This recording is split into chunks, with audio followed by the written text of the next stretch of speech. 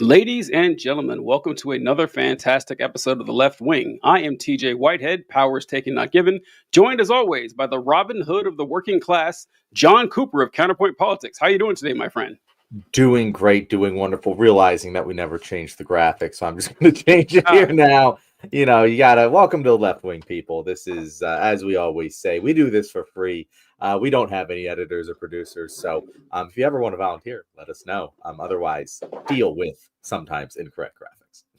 yeah, incorrect graphics. Rough start to the show because I said Robin Hood of the working class, which I don't know why I said that. I meant to Kind of say oxymoronic. Yeah, I meant to say Robin Hood of the Rust Belt is what I meant to say. I don't know Mm. how I effed that up, but Which is also weird considering I'm not in the Rust Belt, but wait, you're not? I thought Pennsylvania was like in the So Pittsburgh, Philadelphia, I guess Pennsylvania, isn't. parts of Pennsylvania are in the Rust Belt. Philadelphia is not. Like the Western PA, Pittsburgh side of things. I don't know exactly where the cutoff is, but no, Philadelphia is not part of the Rust Belt. Oh well, it wouldn't have worked anyway. But I like how it sounds, Robin Hood of the Rust Belt. Robin I Hood, do too. Maybe I yeah, should move to Pittsburgh just to take that name. just to have it up, yeah, somewhere in the Rust Belt.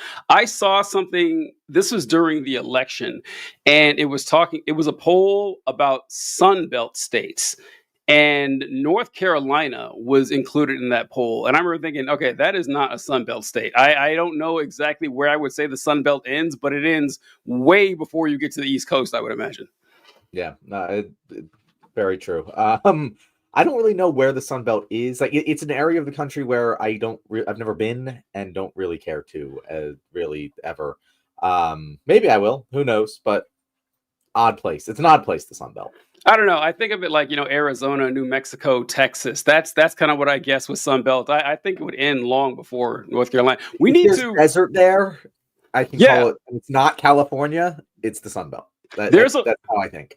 I like unofficial regions, how many we have in the United States that because I was from Missouri Mm. and I went to college in Wisconsin, and a lot of people kept referring to Missouri as a southern state. It's not, it's a Midwestern state, but it seems like a southern state because of how far south it is compared to, like the true Midwestern states, Wisconsin, Minnesota, the Dakotas, and stuff like that. But I don't know. It's just kind of odd how we don't have a solid definition of all these states. We should at some point do an official left wing map redraw of the United States. Like, if we were to split up this country into culturally homogenous zones, where would we do it? As opposed to the states that we currently have. Because like I said with Pennsylvania, it's not really one cohesive state. Mhm. It is the Philadelphia, like the eastern side of it, which is Philadelphia. You can call it the Northeast Pennsylvania. Where you kind of start running into North Jersey, New York City. Like, that's all pretty homogenous. Then you have the middle of the state, which is farmland, Hicksville. We call it Pennsylvania. And then we have the left side of the state, which is very similar. Like, might as well be Ohio. And I'm sure there's a lot of regions of this country like that could be broken down way better than we currently break them down in terms of states. What you're going to end up with is a lot of confederations that don't make sense geographically, but make sense actually culturally. I would joke that if you went far enough north, you'd end up in the South. If you go to, say, Maine or the northern part of Minnesota, everyone is wearing flannels. Everyone is working outside. They all have like weird accents. It seems a lot more like the South than it seems like the Midwest. So I think you'd have a lot of overlap between the very far north and the very far south. So, as someone who has spent time in both the very far north and the very far south, I understand what you're saying, Mhm. but it's a distinctly different culture in the very far north as compared to the south. Like the very far north, like we'll call them the conservative areas, right? Because obviously those are a lot of blue states, but they have a lot of red areas Yeah, inside of yeah. them. They are much more outdoorsy, industrious people in those states. Whereas in the South states, you have like outdoors hobbies that people like to do. People like to go shooting, people like to go hunting, that sort of stuff. But it's very much more similar to kind of homogenous American culture in the South. I feel like whereas I feel there's a distinct difference in the conservatives up in the North. Like, I get along with them a lot better. They're much more. They'll say things to your face, as opposed to in the South where it's all bless your heart. And I feel like that is a very distinct cultural divide. It's just like if you took New Yorkers and made them more conservative and more outdoorsy, that's what you get up there. Whereas in the South, it's just very different vibes. Does that make sense? Do you feel like I explained that well? I think so, at least with the general interactions with the public, because in the South they're nice to your face but mean to you, every other on the inside, how they actually think about you. But in the North, they might be mean to your face, but they're actually nice people. That's kind of the vibe I've seen. All right, well, we'll put this on the to-do list of if you guys like this idea, want us to pursue it, we'll put it on our rainy day. We don't know what to talk about. We'll redraw the United States. But until then, this is our Q&A show here at the Left Wing. It is, I don't know if you guys noticed, on a Monday, not a Tuesday. We did zero announcement about this, but we're going to be doing shows on Monday and Wednesday this week because of our conflicting work schedules. So if you're not usually able to make it on a Tuesday or a Thursday, this is an excellent week to be here for the Left Wing. With that, make sure if you guys have any questions for us, let us know in the comments. We'll make sure to answer them. And until then, I noticed you made the title for this episode, TJ, Why Has Donald Trump Suddenly Disappeared? Do you have an answer? Because I fucking don't. This is very strange right now. I don't have an answer, but it has been fun watching people ruminate and postulate all these conspiracies and thoughts that Donald Trump had died, that he just kind of vanished. Trump, for those of you who don't know what we're talking about, Donald Trump hasn't done a public appearance in 6 days, which is a very long time for Donald Trump. There's nothing he loves more than being in front of the camera and talking to folks. And so to go a full week without it, it's a little alarming to folks. And so about 3 days ago, I started seeing people say, all right, it's finally happened. Donald Trump is dead. This is it, folks. Ding dong, witch is dead and all that. I didn't buy that. I didn't think that was the case. No evidence either way. But since then, there have been some pictures of him out. Some of them actually are a few weeks old, but there have been a couple of confirmed photos of Donald Trump, and they're all from far away. They aren't like official White House press conferences and no speeches or anything like that. And people have gone full Zapruder film on this stuff. They have taken these shots of Trump in a limousine, pictures of Trump stepping outside. They've done these AI images of it and enhancements of the photographs and saying, look how his jaw is all slacked and his eye looks all weird and everything. It seems like a lot of wishful thinking to me. It seems like folks are really hoping there's something wrong with him. Once again, I have no explanation for why he hasn't shown up for a week, but I'm not buying that there's actually a weekend at Bernie situation going on here. What do you think, John? Yeah, so I don't think there's a weekend at Bernie situation like that. That would be crazy to me. Like if he's dead right now and they're covering up, I feel like that's massive, wild speculation with no basis. But Jesus Christ, TJ, as you said, I don't think we've gone 6 days without seeing this man make a public appearance in the last decade, maybe ever. Like I don't know when the last time Donald Trump has spent 6 days not getting in front of a camera.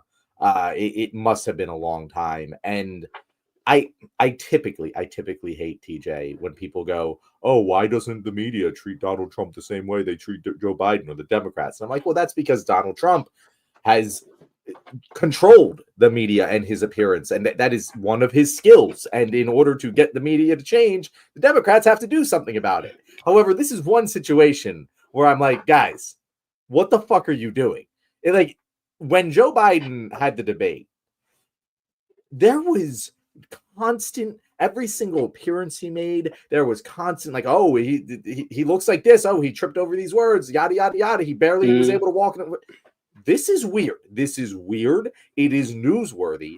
And it's confusing to me why there isn't more of a media frenzy surrounding the fact that for the first time in the last 8 years, Donald Trump has shut the fuck up. And it's clearly for medical reasons. Like that, there really has been no other explanation put out there. Like there's no way they can sit up there and be like, yeah, no, Trump just doesn't want to talk.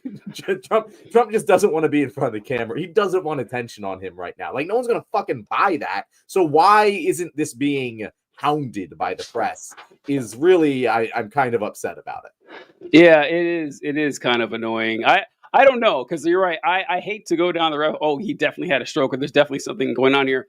But like John said, it is value to the American public to know what the fuck is going on here. That is undeniable. Yeah. There should be some sort of transparency on that, and I don't know. I think that I hate to be one of the people on the left who says, "Aha, now here's a good chance to criticize the Democrats." I hate to be that kind of guy because those folks are kind of annoying, but it does speak to you about how bad, say, Biden was at this. That if Biden went Mhm. 6 days without talking, nobody would even like. Conservatory of the Ozarks says that I didn't even notice he was missing. And I guess if you're not tracking the news every single day and stuff, you don't see the images of Trump going out there on the press conference or talking in front of this helicopter or whatever. Mhm. But when it doesn't happen for a while, like, oh yeah, I haven't seen him in a while. If Biden did that, no one would have cared, which is a Yeah. slight of the negligent on behalf of the president of the United States whenever you're in charge. If there's one thing I hope that we do learn from Trump, it is that we need to be in front of cameras all the time pushing stuff. That shit. Sorry, keep going with Trump. I just thought of something else to bring up. Yeah, I mean, what you're saying there makes perfect sense. It is emblematic of the failures of Democrats in general, and kind of what we're talking about. Why we like what Gavin Newsom is doing. He's controlling the news cycle. He's making it about him, and I will say it is an interesting timing with the left having a couple stories that were eating each other alive, and Trump just goes silent. I would almost attribute that to good strategy on his part, but obviously that's not the case. Like, there's clearly just the Zapruder film cryptid photo, 50-yard away, telephoto lens, still blurry, like pictures of him walking around in limousines. Like, that's weird. It's just weird. It's bizarre. And again, you're right. If it was Joe Biden, we'd kind of be like, this is normal. And it's not even necessarily, I'm saying he can't do that as a president. Like, you can kind of chill out and not make public appearances for 6 days. That in itself isn't newsworthy or concerning. It's this guy doing it. It's like if if a quarterback runs for a touchdown, you're not surprised. But if you found out it was Joe Flacco, you'd be like, holy shit, he's like 60. How'd he do that? Like, it's kind of like that, where it's like, this is so out of the ordinary, even though it's fairly common. In this situation, it is cause for alarm. Yeah, that actually reminds me that we haven't seen much from Trump, but he did do a Truth Social post. When was this? This was today, September 1st. Yeah. And he posted, what few people understand is that we do very little business with India, but they do a tremendous amount of business with us. In other words, they sell us massive amounts of goods, their biggest client, but we sell them very little. Until now, a totally one-sided relationship, and it has been for many decades. The reason is that India has charged us until now such high tariffs that the most of any country that our businesses are unable to sell into India. It has been a totally one-sided disaster. Also, India buys most of its oil and military products from Russia, very little from the United States. They now have offered to cut their tariffs to nothing, but it's getting late. They should have done so years ago. Just some simple facts for people to ponder. I saw that and I had the same thought that a lot of other people did, where they said, wow, that does not sound like Trump. That sounds like a 65% Trump. I'm not trying to go Yeah. conspiratorial here, but I saw someone comment that, wow, they should hire Gavin Newsom to do Trump's tweets because he does a better job than whoever they have covering for him right now. That was it was actually hard to read because I'm trying to think of it in Trump's way, and that's not his cadence or anything like that. They tried I did appreciate the effort of putting quotation marks around random words. That's one of the most mysterious things about Trump writing, is that he capitalizes and puts quotation marks around words where they have no business being quoted or capitalized. So they did try to put some effort in there, but it was really bland, really low energy Trump. Or maybe Trump was tired when he wrote it. It just doesn't seem right. That was when my wheels started turning. It's like, okay, that's kind of weird. More than any picture, I got to say. So the thing that's concerning isn't that someone is clearly writing Donald Trump's post, because that does happen a lot. Like, we've been saying on this show, I've been saying at least for years and years and years now, it's very clear when a post is written by Donald Trump and when it's written by his team. Usually, like, if someone dies, that's important. That post by Donald Trump, written by his staff, it's very clear. It's incredibly coherent. It is heartfelt. It has proper punctuation, and it makes sense. And then you go to a Donald Trump post, and it's what we all know to be a Donald Trump post. So the concern here is not that someone is posting on Donald Trump's behalf. The concern here is that someone is posting on Donald Trump's behalf, and they're making it they're trying to make it look like they're not. That's the concerning part here, is they're trying to camouflage themselves as Trump. And that, again, just there's so much smoke. I don't even care. Like, I genuinely don't care what's going on with him. Like, if he dies, he dies. We'll light the fucking cigar. I should go get cigars just in case. I've never smoked a cigar, but that would be an occasion. But it doesn't matter. Like, it doesn't matter to me. I'm not like following this closely. It just is bizarre to me that this isn't the biggest story in the country, because he's clear. Like, there's clearly something going on, and nobody knows what it is, and nobody seems to care. Or not nobody, but like it's either a joke or you're just ignoring it. You know, it's no one's really taking this seriously. Yeah, I don't know. I'm if I had to bet money, I'm betting it on it's something bland and innocuous, because it always seems to be. And whatever I would hope to happen, or the best news that I could get, never seems to happen. So why should it start now? I'm not being optimistic about the death of Trump, or the physical incapacitation of Trump, or Trump succumbing to some sort of illness, because that would just be too good. So here's the thing, TJ. Like, I agree with, like, the most likely thing is it's something innocuous, and he just has to lay low for a while. You know, he's sick or whatever. He could have a sore throat for all we know. I mean, who knows? It's just that's like, probably not yeah. It. But yeah, you're right. Like, we don't know. Yeah. It's more likely than not that whatever this is, it's something that he's not going to die from. That being said, he's 79 years old, right? Yeah. Something innocuous at 79 years old is still life-threatening. Like, the common cold at 79 years old is a life-threatening illness. And he does have the best medical team. Well, he should have the best medical team available to him. I don't know if he does. I don't know if the doctors that he has surrounded himself with are actually good doctors, or doctors that, like every other fucking employee he has, is just going to tell him what he wants to hear. So that is a little bit of a curveball to throw in there. But yeah, it is a thing that everyone should be like, hey, something could be happening. Who fucking knows? But we won't know until we know. And if we never know, then we'll never know. But what do we do, TJ, like, if it happens? Like, what do you think happens if we wake up one of these mornings to the headline? I don't know. I've been thinking about this for a while now. I mean, long before this, actually, that if Trump does die sometime during this term, or he's incapacitated to the extent that they have to put Vance in as the president, I don't think that's going to happen. I've long said I think Trump's going to live well into his hundreds, that God is on his side, and the evil God of this universe is going to keep him around for a long time. But if he does, it's different if it happens during his term than after his term. If I think it happens during his term, I can see MAGA still puttering along in his honor.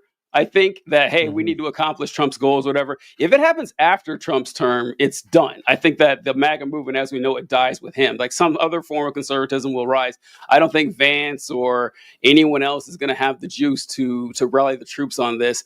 And I think it would end up in, we already think, like, I think you and I agree at this, that the midterms aren't going to look good for the Republicans. I think it looks even worse after Trump dies, or if he does die before the midterms. Yeah, it's a big question. I was more so saying what our reaction would be, like what the common man's reaction to his death would be, less so the political. What's the word?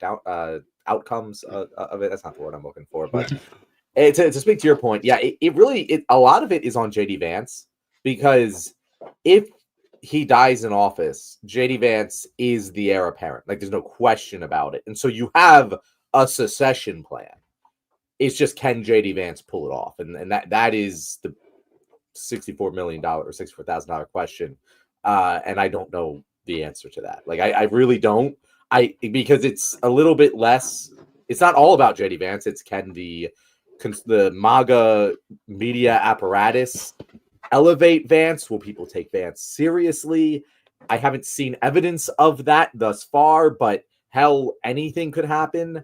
So I really don't know what happens. I do think that Republicans take a hit. We've seen time and time again, if Donald Trump ain't on the ticket, Republicans aren't a very hot commodity. I don't see that changing if Donald Trump is dead, unless Vance somehow manages to take that cult of personality from Trump and impose it onto himself, which again I just think is very unlikely. But it is probably a better outcome for the MAGA movement, just because there is a succession plan, because there never will be. Like, if Trump didn't have to name a vice president, there would be no one. It would just be Donald J. Trump. And we know that the sons, they're not doing anything. Ivanka has seemed to peace out. So she would honestly be the one person who could maybe take it over, and she doesn't seem to want any of it. So yeah, it is. I don't know if it is better or worse for Republicans, but probably better if he dies in office. But we'll see. We'll see. Again, he'll live. As you said, the most likely scenario is he lives to 112. He outlives us all. Yeah. Don't see why not. All right. Justin says his wife, kids, and vice president have not posted in 2 days. That's not just rare. It never happens at all. Something's up for sure. Didn't Vance say something the other? Well, I don't know how many days ago it was where he did an interview where he said something like, "Hey, if anything happens to him, I'll be fine." That's what got a lot of people talking about. Maybe it was more than 2 days ago. Mm-hmm. And Agolf Twitler says they are posting old photos and vids of crazy King Cankles at the White House and quickly getting caught due to photo recognition. Are we ready for Peter Thiel's love seat? I don't know what. Is that JD Vance? Is that what we're talking about? I don't know. Maybe that seems like a JD Vance couch joke. Yeah, I'm not sure. I'm not sure on that. Yeah. I don't know. We'll see. And John, as to your question as to what our reaction would be, I don't know what my reaction would be, really. I don't know if it would.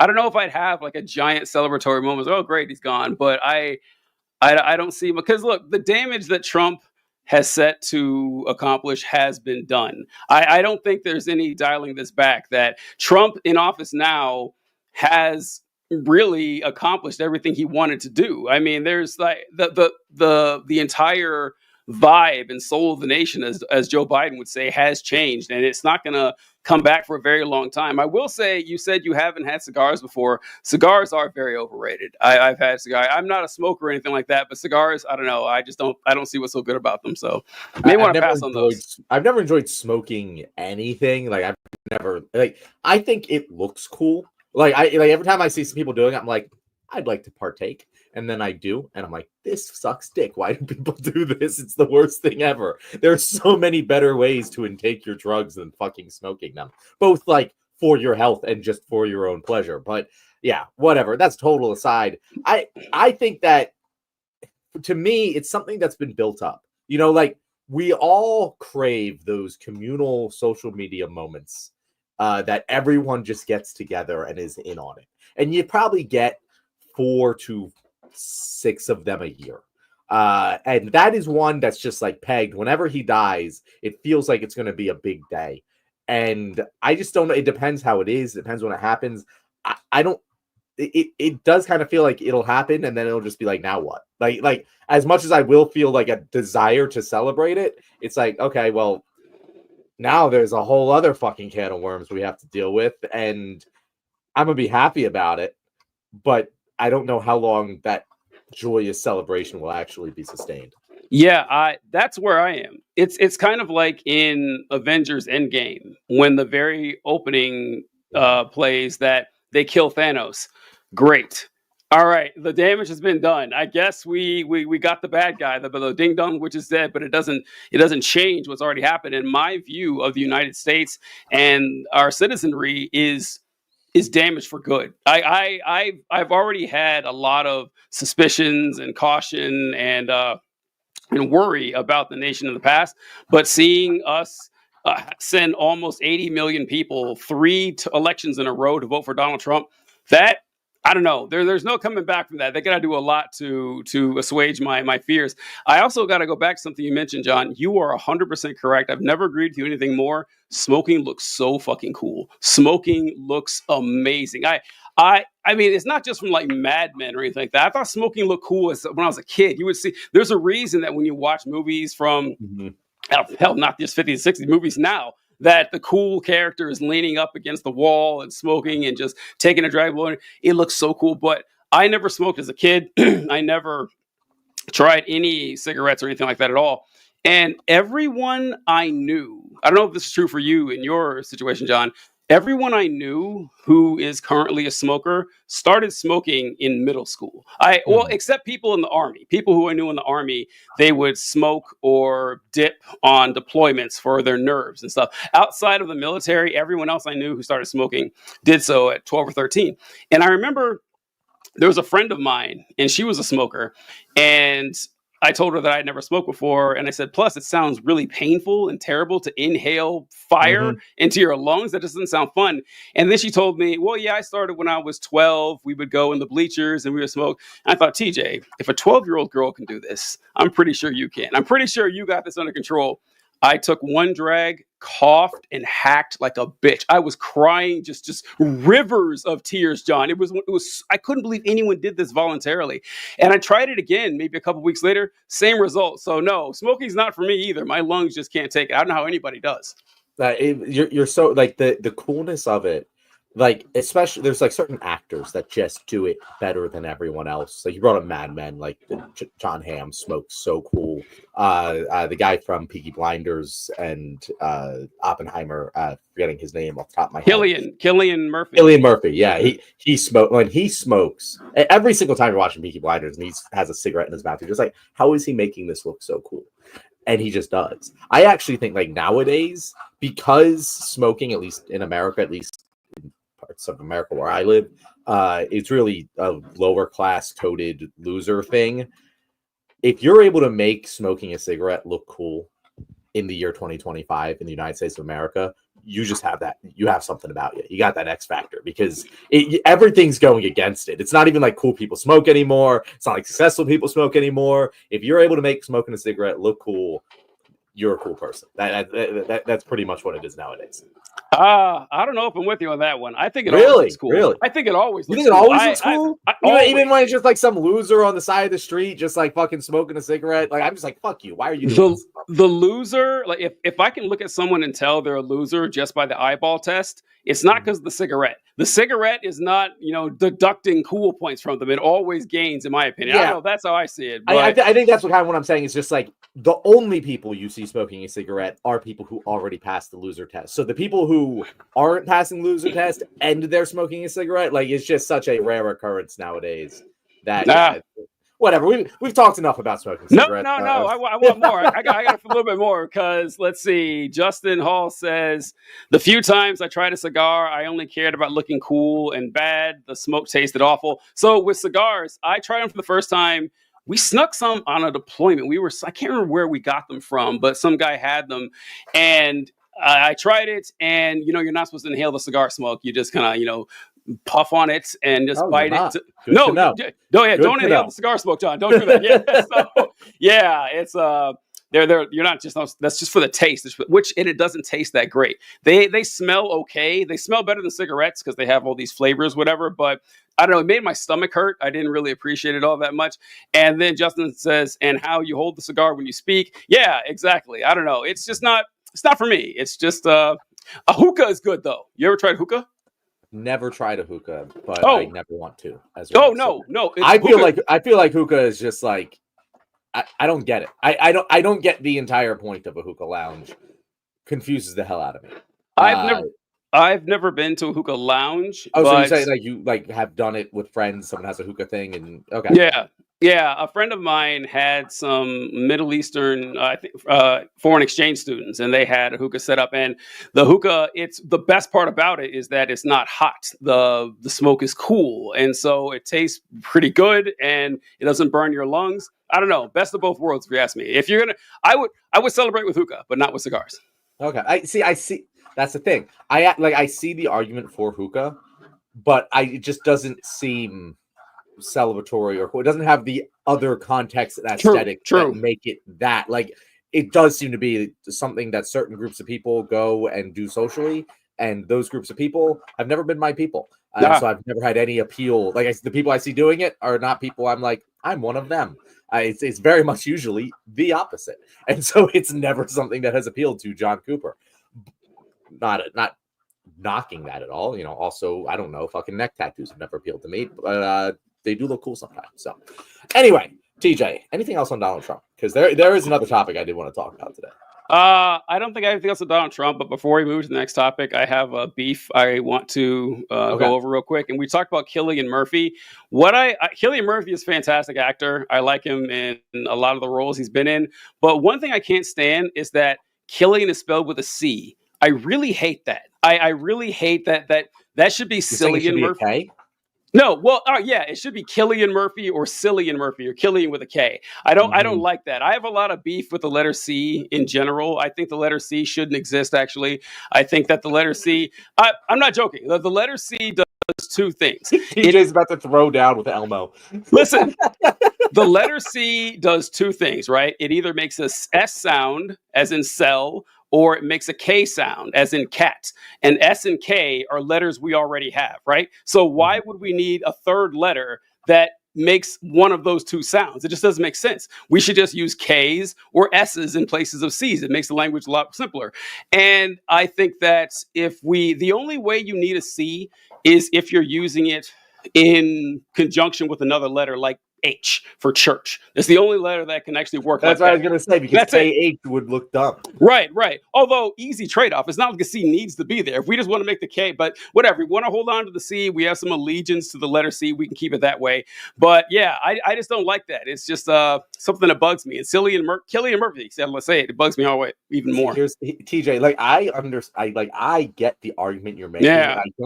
I don't have a reasonable counter argument to it. Mm. However, Cooper with a K would look dumb as shit, so I'm gonna have to stand firmly against this one. It only looks weird because that's not how we spell it, though, right? I mean, yeah, no, it would look dumb. I'd have to. I'm just taking the wife's name at that point. If I have to switch to Cooper with a K, but okay. Anyway, TJ, have you been following the Taylor Lawrence Wired article story? Oh, I'm glad you brought this up because I want to talk about it. I've been wanting to. I was like halfway to texting you and being like, "Yo, you want to hop on a live because I want to fucking talk about this over the weekend."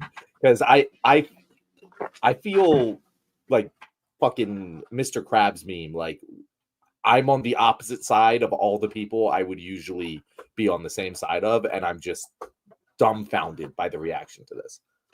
So I don't know what your reaction is. Like John and I haven't spoke about this, but correct me if I'm wrong, because I haven't read Taylor Rentz's article. I've only heard people talk about it. But essentially, she found out that there was this organization called Chorus, I believe, and that this organization was paying left-wing influencers to speak on behalf of the Democratic Party. And there was a clause in their contract that they signed with Chorus saying that they couldn't publicly admit that they were being funded by Chorus, and that these payments went from anywhere from a few $100s a month to about $8,000 a month. There was just a wide range in there. And I saw that there were, I've only known two people that I knew whose names came up: David Pakman and Brian Taylor Cohen, I think his name was Brian Tyler Cohen, I think. Yeah. And people are upset that they didn't divulge this information out front. And a lot of folks, once again, I haven't researched this, but a lot of folks were suspiciously silent on the Gaza thing. And so they thought, well, they must be because of this Chorus thing. I don't know. I did find it odd that the contract stated you can't say that you were being funded by it. That seems weird. But my takeaway, I don't know, this might be way off based on what you were, is that remember how long we've said we've complained that the left wing isn't funding influencers? Turns out they were, and we just suck at it. Turns out we're just really bad at it. Like all this time, I thought, okay, well, the conservatives got this shit figured out where they're paying people to toe the party line, but we're doing it too. We're just a lot worse. So it was just kind of depressing that way.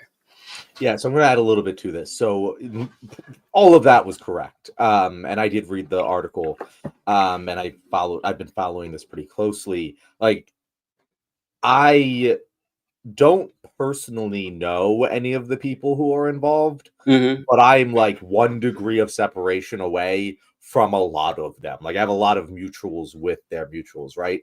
And so like this has been all over my timelines. A lot of people that I interact with have been talking about this.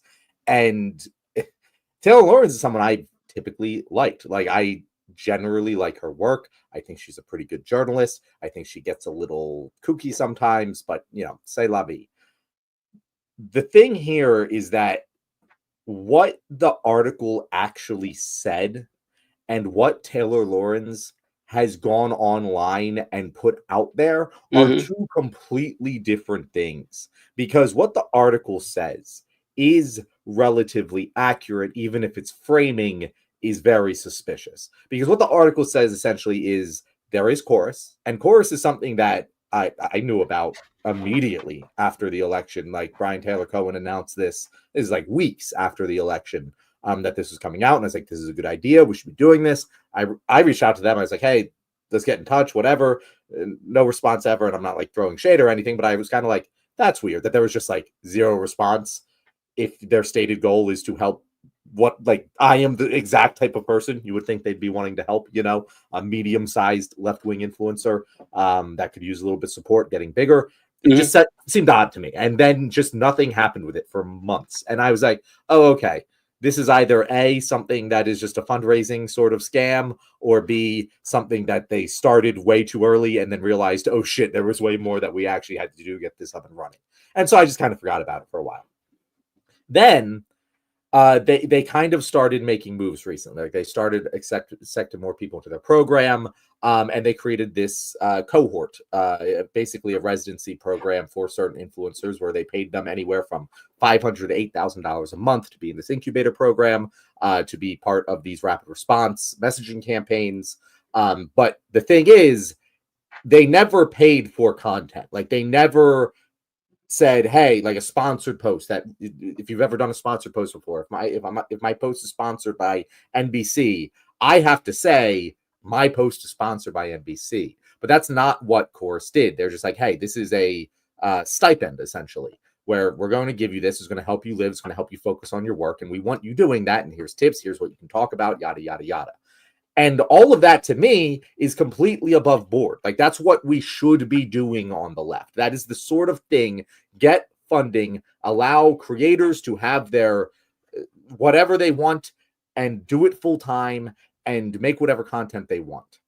The specific parts of the contract that Taylor Lorenz talks about in this article, I think she completely misinterpreted. Mm. Like she just, and the article again doesn't say anything that's wrong. The Wired editors are good. They did their job well. It just sort of implies that these creators are being censored, that the chorus is saying, hey, we're going to take away your funding if you report on Gaza or cover the Democratic Party negatively or attack any of these politicians. And that's not what is actually happening. What's actually happening is what the contract says is, hey, if you're working on behalf of chorus, you are not allowed, like, you have to consult with us before telling people that you're working on behalf of chorus. That sort of thing. And that's part of every fucking influencer contract that's ever been signed. Like these are pretty standard boilerplate shits. And then the second part of this is this 1630 group is essentially a PAC, a super PAC that's dark money, that is untracked, that is funding chorus. And to me, that's like, okay, fine, good. Like if this is going to exist, we should be using it. And the ethical battle lines here are, well, we shouldn't be using it. We shouldn't be using dark money. It's a bad thing for us to do that. And that's a fine argument. That's a fine ethical argument to have. The problem that I've had, and I know I've been long-winded about this, is that Taylor seems to be attacking the individual creators. And I guess it's fine to go after Brian Taylor Cohen because this is his baby. But like the rest of them that is part of this cohort, it's like they're just taking money to be part of this and getting resources and doing what they've been doing the entire time. And you have zero evidence that they've been coerced or told not to cover the Democratic Party negatively in any way, shape, or form at all. And it does seem like they've selected more generally pro-Democratic Party, generally pro-Israel influencers as part of this group. But that's their fucking money. They can do what they want. You again, you can criticize Chorus for that, but going after the influencers themselves just seems asinine to me and counterproductive to the goal that you are ostensibly trying to achieve. Well, yeah, I was right about to ask. Would I don't know. I only know two people that I mentioned who I heard were funded by the organization, but were there signs that maybe they were skirting away from, like, from the people you know who were on it, were they generally pro-Israel, like you just said that? So yeah, and when I say generally pro-Israel, I want to be very clear here. Most of the creators that have been mentioned have just been suspiciously less critical of Israel. Like we're not talking like we're getting Zionists on here. You know, we don't have Chuck Schumer's, not that Chuck Schumer's influencer, you know, but like we don't have like people waving the Israeli flag and saying take out the fucking Gazans, right? It's just people who have been suspiciously quiet about what is happening in Gaza and not as critical of Israel as our, you know, cohort of creators that you see on the left wing would be. And that's why I've kind of been like, all of the creators mentioned, I've had personal beefs with some of them. You know, the Ryan Saheed, he wasn't in the cohort, but he's in that group. You know, Booker Squared is another person who I've gone back and forth with, who is mentioned specifically in this article and who Taylor has been going ferociously at. And I don't like most of these people. I don't want to be defending this cohort. What's her name? Olivia. She's one of the big. She spoke at the DNC. I don't know. Uh-oh. We lose John? Oh, boy. I don't know what happened there. Yeah, I don't know who this Olivia person was, but she apparently got to John. Oh, here we go. John, are you back? I should be back. Hey, there we go. We have two Johns, actually. Very odd. Okay, now you're good. It wasn't even my internet went out. It's just I was booted. But yeah, no, again, like I don't want to be on this side of the bad flags, but the way Taylor has gone about it, I'm just like, she's wrong about what the contract is saying. Like the Wired article doesn't say anything that is incorrect. It's weirdly framed and I don't like it, but it doesn't say anything that is incorrect. The things that she stated online have been just incorrect, and she needs to take the L on it, and she's having a whole fucking like crash out over it, and it's very upsetting because I want to be on. Yeah, I understand. I don't know as much. I just know that I saw those two names, David Pakman and Olivia Juliana, is who Justin says that you're talking about. Okay, thank you, Justin. And I remember back to when everything started kicking off with after October 7th and everything, and there was the bombing of a hospital in Gaza. This is really early on. This is probably like a month or two after October 7th. And everyone said, wow, this is pretty bad that Israel just bombed a hospital.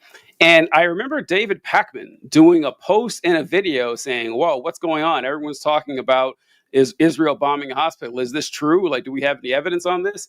And he said, well, we got a report that it was actually a mistake by Hamas. Hamas sent a rocket up and they blew up their own hospital. I think he ran with that. And then when it came out that, oh, Israel actually did it, he was pretty quiet about it. And I don't remember him talking about like Gaza for months afterward. And I thought, that's weird. That's kind of weird that someone in our circle like that would be so tepid in their criticism of Israel like that. Then I mean, I haven't kept tabs of his videos every day, you know, since then, but I just saw vanishingly small mention of the conflict in general. And then I saw someone talking about Brian Taylor Cohen, and they searched his Twitter feed, and he had mentioned Palestine one time. The one time he did mention Palestine was East Palestine, Ohio, where we had the train accident or something. That was the one time he mentioned Palestine. And I said, those are two weird coincidences. And once again, I don't know everyone else on that, but when I saw it, I was like, I wonder if that was part of it. But you're right, it could have just been they were drawn to people who already had this mindset, and that would be, you know, totally up and up. I do still think it's weird though that you weren't allowed to mention you were funded by them. Like if you that's the thing, not true. Like that part is not true. So if they like put it on their headline, like funded by Chorus or something, would that be no, a violation? They did. Like many, like you can look at. Well, first of all, Brian Taylor Cohen, obviously, like he was on the he announced it. But like you look at like Booker Square, you look at a lot of these influencers, they said in their bios and whatever, like they're part of Chorus. Oh, okay. The specific contract language that was being talked about was, hey, if you are going to say you're going to make content and say, hey, I'm doing this as part of Chorus, you need to get permission to do that first. Like that's basically what the contract stipulated. And that I feel like we can all sit down and agree makes fucking sense. If I'm going to make content, like my employer, I mean, I guess I'm at will, so like they can fire me for whatever, but but like if I make content and it's like I'm making this John Cooper PowerPoint politics, okay, cool. But if I say I make this is my content on behalf of my employer, they're gonna have to fucking approve that. Yeah, that makes sense. That just makes fucking sense. And like that's the thing that like frustrates me so much about this is that there is a conversation that should be had about the level to which Democrats and the left should be using corporate dark money funding at all in the first place. I would argue they should be, and just telling them to go fuck themselves if they want us to change. And I know that's not how it necessarily works, but fuck, I don't want to be arriving at a gunfight with a fucking piece of wood, right? But at the same time, this is not the way to, like, this was just, again, the framing of the article.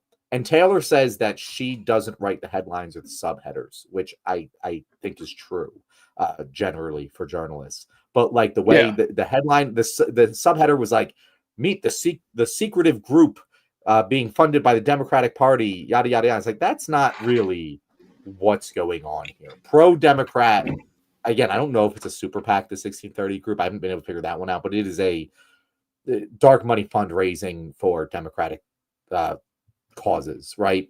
And that's the group that Taylor really has her real criticism of, that is accurate and is worthwhile to discuss. But framing it as, hey, the Democratic Party is controlling all of these influencers you love to like make them say things that they wouldn't otherwise. There's just it doesn't specifically make that claim in the article, but it's sort of alluding to it in the subheader. But like she has straight up said this, and that's where I'm just like, you don't show your proof. Like put up or shut up if you're going to be doing that, because to me, I'm cool with criticizing any of these creators for how they've covered Israel or Palestine or the Democratic Party or any of it. I have criticized many of these creators for those things, but I don't think they're doing it for the money. And I know this because there's not much fucking money in this. There just isn't. Like, even if you look at, some of them were getting $8,000 a month, the tippy top ones. You'd imagine Olivia Giuliano was probably getting $8,000 a month, right? And it's like, yeah, $8,000 a month is a lot of money for the average American, but like compare that to what her conservative counterpart is being paid, and they're getting paid $80,000. That might be a little high, but they're getting paid $20,000 a month. Like, it's not even fucking close. And so to make this statement like, oh, this nefarious dark money organization is controlling what the Democrats want you to see online, it's just like, that's just not an accurate description of where we're at in the online media ecosystem.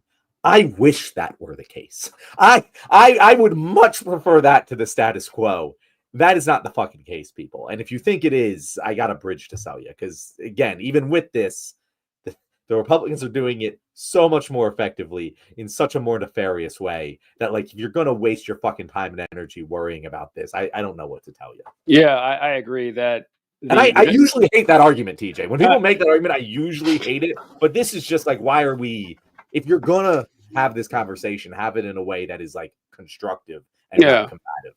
And there's no reason to be attacking the individual creators because of this. There's plenty of reason to criticize them otherwise. But like, this is just a weird way to go about it. I mean, yeah, I have the same conclusion that you have, that if anything, people should be doing this more. That if you, like you said, it's funny you mentioned the knife to a gunfight example, because I hadn't thought about that. It kind of is. The $8,000 a month.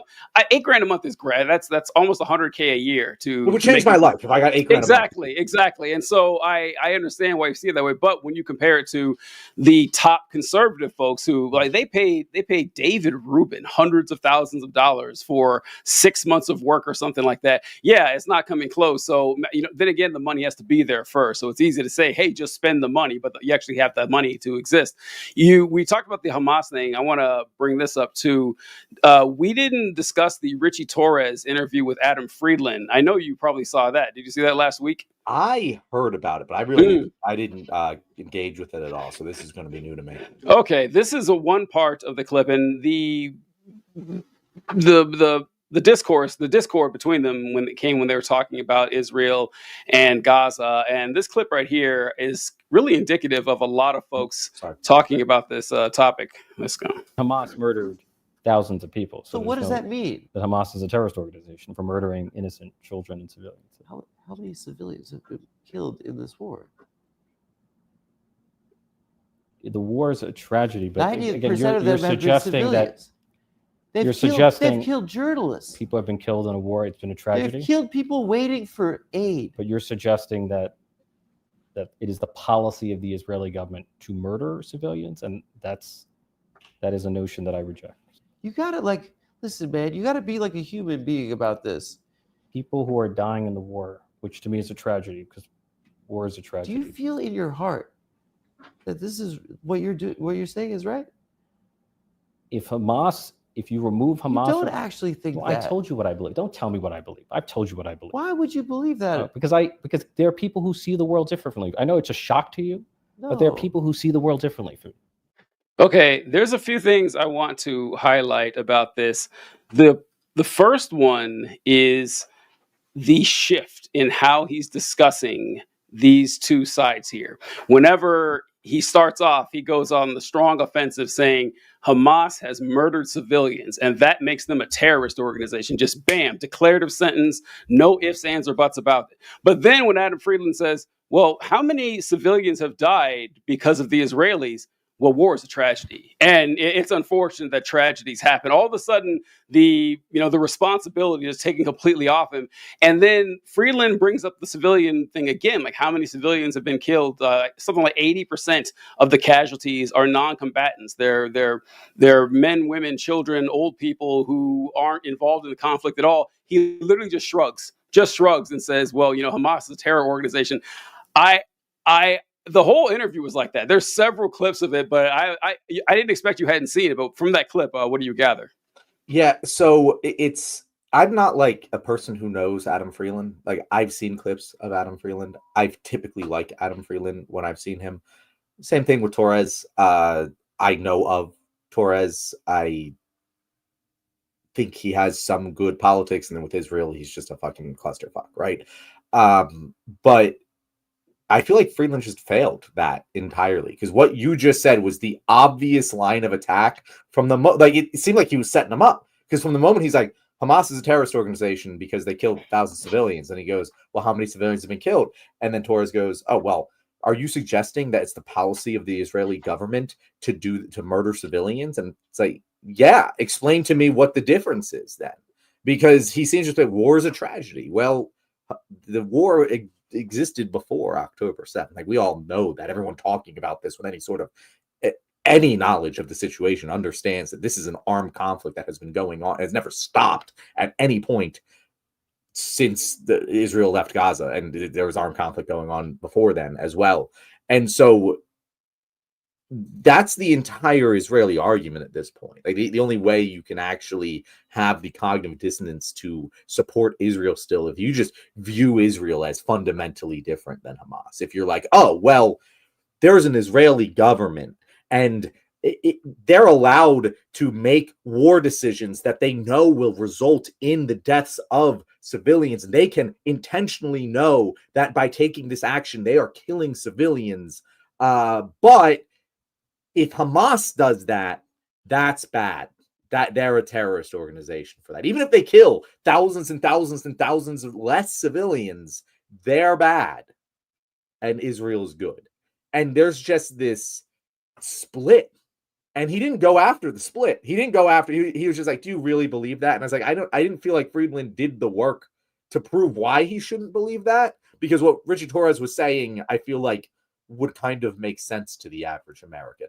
And Friedland's argument really only makes sense to people who already agree with him. So as much as I agree with Friedland there, and I don't think either of them won that clip necessarily, certainly Torres set himself up for failure and wasn't killed.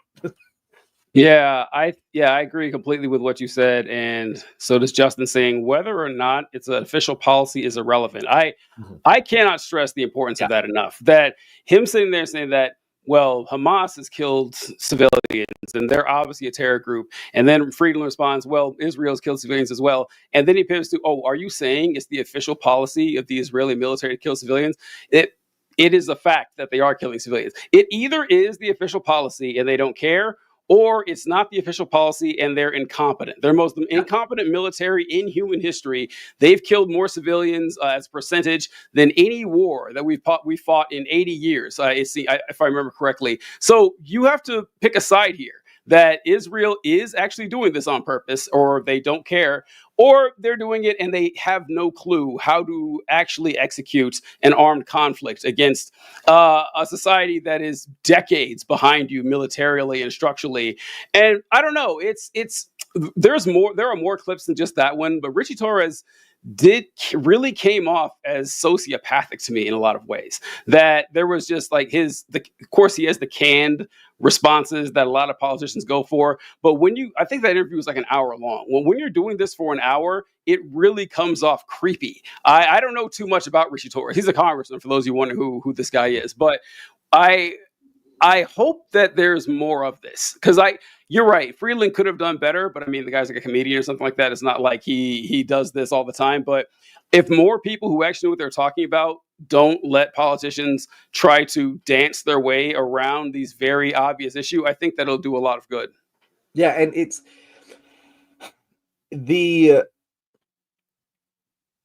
that's kind of the problem at this point, is that we're getting to a place where, in order to say Israel bad, you're gonna have to start saying a lot of other people bad. Like the entire reason that Richie Torres' argument even makes sense to anyone is this assumption that states have this right to kill thousands and thousands and thousands of civilians if they're in a war. And that shouldn't be taken as gospel. They say these things as if that is just the case. It's like, oh, well, Israel is a sovereign nation and they're in a war. And sometimes in a war is a tragedy and, thousands of civilians die. And it's like, okay, but why? Why is that the case? Why do they need to be in this war? Is anyone questioning whether they should continue this fucking war if it's going to kill these thousands and thousands and thousands of innocent people? To me, that's the crux of this entire fucking argument. Like, you can say that like Israel isn't a bad guy, or like they whatever. Like, there's 1,000 different arguments that we can have about this. But at the end of the day, look at the numbers. On one side, you have a terrorist group who at most has proven they're able to kill 1,000 people on their best fucking day. Their best day. And that required a massive lapse in Israeli security in order for them to pull off what they did on October 7th. And then you look at the other side, and they're like, in response to that, we've killed 60, 70, 80. Like, the number is going to end up in the hundreds of thousands of people who are dead at the end of this. And you look at those two things. We are engaging in a war of self-defense against an enemy that has proven that even at their best, they can only kill 1,000 people. And we have killed tens and tens and tens of over 100,000 people in order to defend ourselves from this threat. Well, that's not fucking justified. It's just not. Like, if you're looking at this as a neutral observer and going, is it worth it? Should I support 80,000 innocent people dying on this side in order to prevent 1,000 people dying on this side? No, I fucking shouldn't. There's no fucking way that that's reasonable. Maybe I can't even imagine a situation, because the only situation I'd say, oh, keep fighting, is like if you're like in Ukraine and like Russia invaded Ukraine. It's like, oh, you're not just gonna like die, like you're not just gonna give up your fucking country because this country's invading you. That's not what's fucking happening here. Israel's the stronger force. They're the ones that have the responsibility of greater care, because again, the other side is a terrorist organization. They're not held to the same standard. If you're going to say they're a terrorist organization, they should be allowed to kill thousands more civilians than the fucking state is, because the state should be held to a higher moral standard. And yet it's completely flip-flopped. And I really wish I saw, again, maybe Friedland does. I really don't. I kind of want to watch this now. But like, that's the thing I wish I saw more people hold Israel supporters and politicians in particular to, of why. because America does it all the fucking time. And that, I think, is one of the major issues here, is if we admit what Israel is doing is wrong, a lot of the shit we've done is wrong too. And it's really hard for people to admit that. Yeah, it's bad. It gets really bad. I want to comment right here. What is it? Conservative Ozark says, that's such a good point about Israel having deliberate intent or being incompetent. I didn't know about the civilian death rate.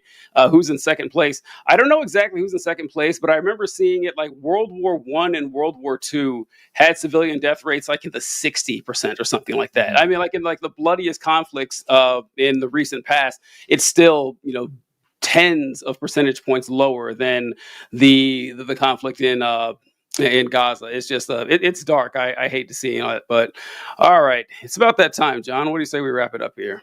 Let's wrap it up. Thank you guys very much. Justin Hall, great to see you commenting. I don't often see Justin Hall in the comments, so welcome to the Left Wing.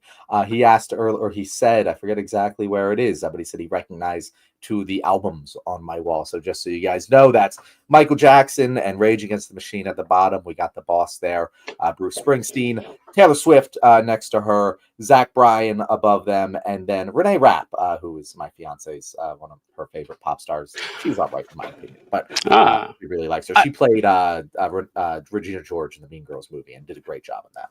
I got a question real quick, John, before we sign off here. So my girlfriend watched the episode that we did last week, and I want to know if you agreed with her. She said she saw it, and she said that she was distracted by how much I was fangirling over our guest, Dr. Dakota Tyler. And I want to ask you, did it seem like I was out of character? Because I thought I was excited, but I didn't think it was that obvious. You were, so I understand why that was distracting to your girlfriend. I would not say it's something that was distracting to our audience, but it was a very clear and distinct difference of how TJ Whitehead, the person, interacts with most people. So I understand why she thought that. I wouldn't say it is a criticism of you as a host. That is exactly what she said, actually. She said, yeah. I don't think anyone, like your average person, would notice, but if someone knows you very well, they could tell that you were acting a little different than usual. So yeah, glad to see that there's some agreement there. I tried to keep my professional demeanor. I don't know.